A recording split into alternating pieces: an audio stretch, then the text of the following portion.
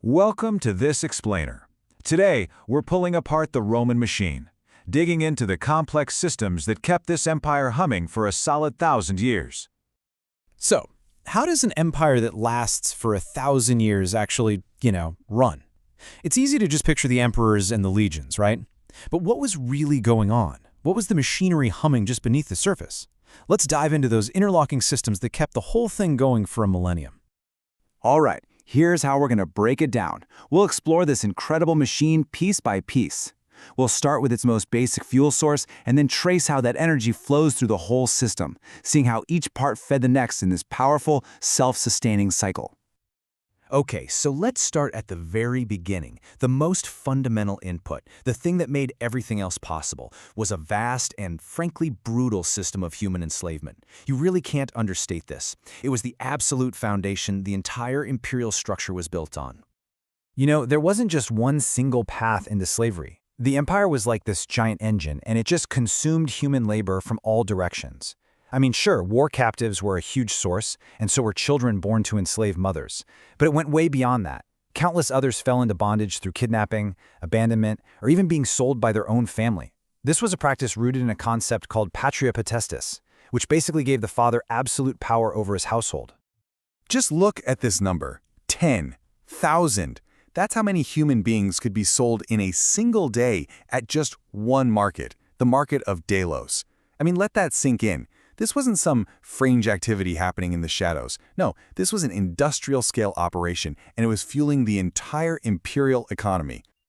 But here's something interesting. The system also had this crucial release valve. It was called manumission, which is just the act of freeing an enslaved person. And it was a recognized practice. It often happened around the age of 18, and not always just for good behavior. Sometimes people were allowed to earn their own money to literally buy their freedom. It could be made official in a will or in front of a magistrate, creating this path, a narrow one for sure, but a path out of bondage. So a big question pops up, right? Where did this constant, massive supply of labor and resources actually come from? Well, the machine had to be fed, and the primary tool for feeding it was Rome's professional military. See, conquest wasn't just about glory and parades. Nope, it was about acquisition. And this is a key point. By the time of the empire, the army wasn't a volunteer force anymore. Thanks to the big reforms under Augustus, legions became these standing, professional units. Think about it. A soldier would sign up for a 20-year term. They got set pay and a retirement bonus at the end.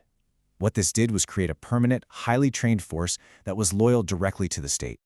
So let's be super clear here. Military conquest was explicitly designed to fuel the Roman machine. A victory meant securing vital resources. Think of all the grain from Egypt. It meant seizing wealth to fund the state. And crucially, for the cycle we're tracing, it meant capturing people. People who were then funneled directly back into those slave markets we were just talking about. See how it all connects?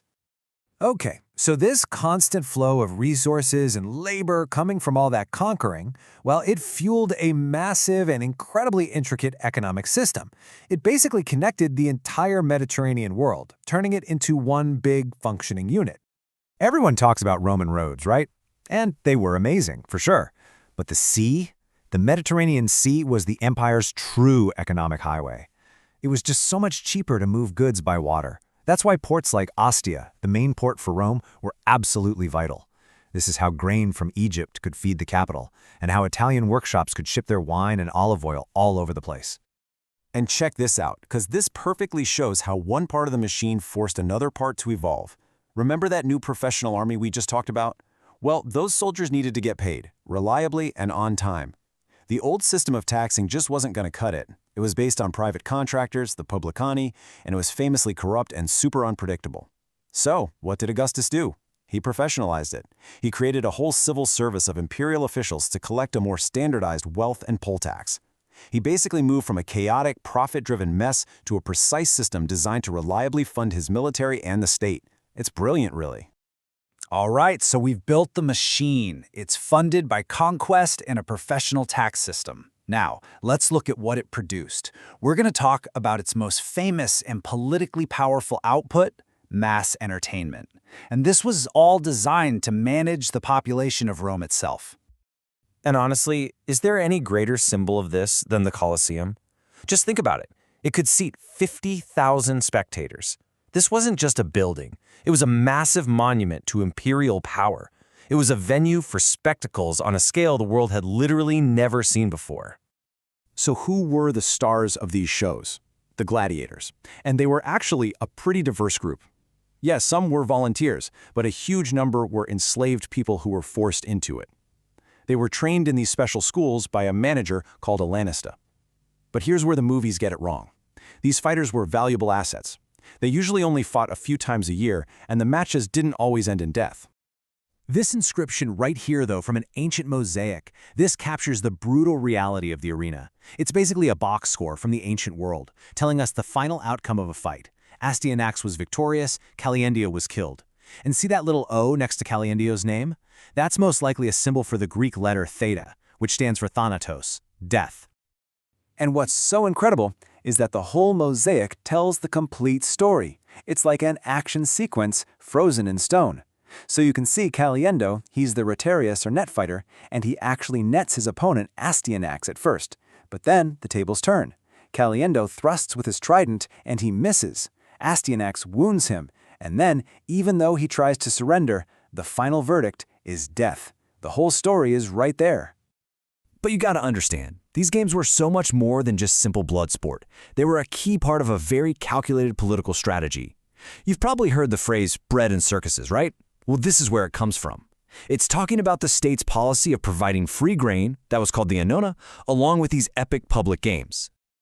So what was the point of all this? At the end of the day, it was an incredibly powerful tool for social control. Think about it. If you keep the population fed and entertained, you can distract them from things like social inequality or other problems. You can keep them from rebelling. And of course, you can boost the emperor's popularity. The games were a direct, in-your-face display of the empire's wealth and power. It was like a tangible return on the investment of conquest for everyone to see. Okay, so finally, every machine needs an operating system, right?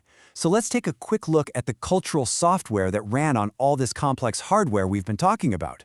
What were the shared beliefs? What was the glue that held this incredibly diverse empire together? Well, a huge part of the answer was a surprisingly flexible and adaptable religious system. The Romans would just incorporate new gods and local practices wherever they went. But they also created a unifying belief system, the imperial cult. This was the practice of deifying emperors after they died, literally treating them as gods. And this really helped create a common identity and a shared sense of loyalty across all those vast and diverse provinces. So when you put it all together, the Roman machine was just this breathtakingly complex system of resource extraction, military engineering, economic control, and political theater. It was this powerful cycle of exploitation and innovation that kept an empire running for a millennium.